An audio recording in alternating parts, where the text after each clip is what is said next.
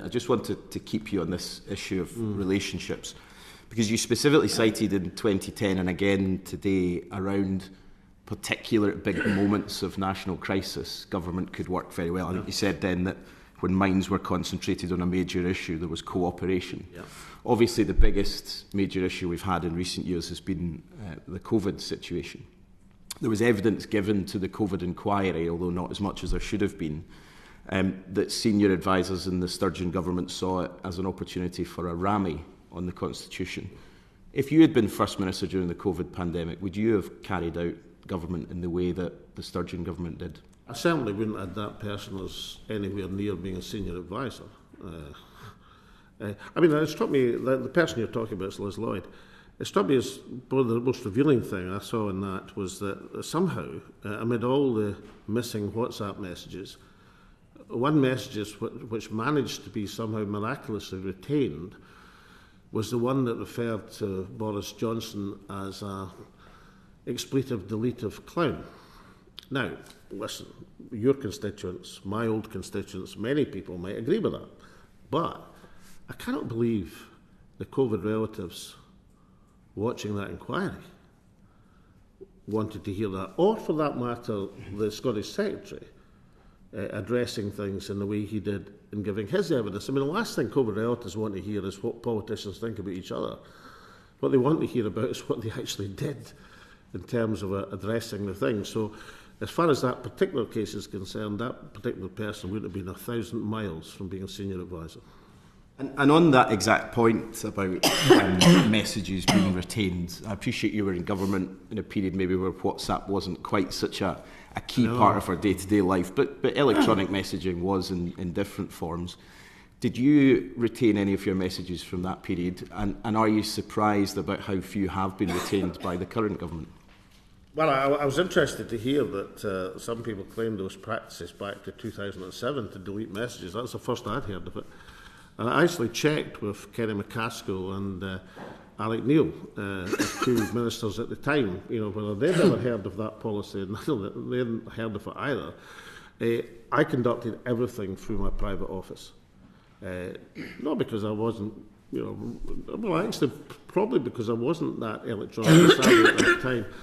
I think I first had WhatsApp in 2017 or something like that. So it was a bit after I left office. But I conducted everything through my private office, or in personal contact, phone calls or whatever. I didn't. Actually, I mean, with your indulgence, Chair, I used to get very annoyed at the informality of emails.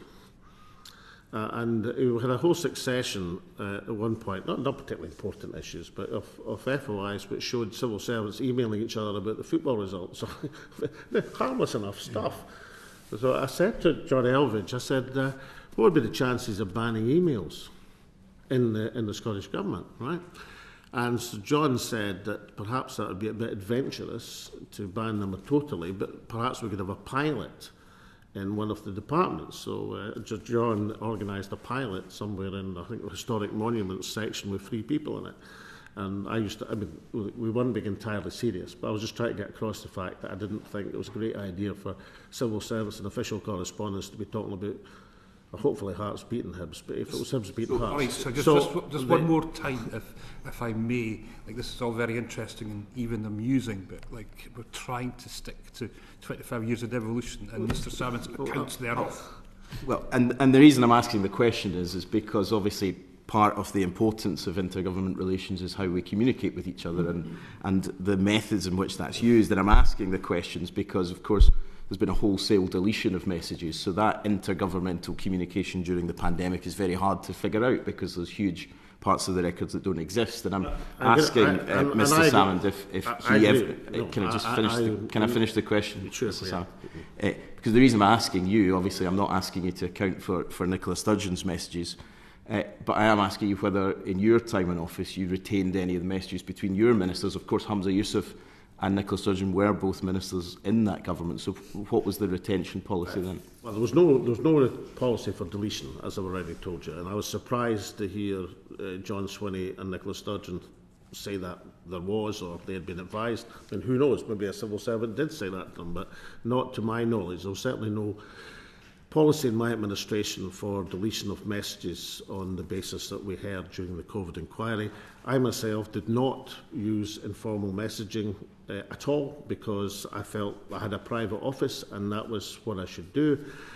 I felt the best form of communication in terms of intergovernmental relations, the subject of your inquiry, was on the phone or in person, which is why I wanted to re-establish the JMC committees, because I thought you could get enormous amount more done in a room talking to people and explaining your concerns than you would in sending endless cross letters or memos to each other, even official ones. So no deletion from me, and I'm not aware of any deletion policy as was suggested back to 2007. Certainly it's not one that I practiced.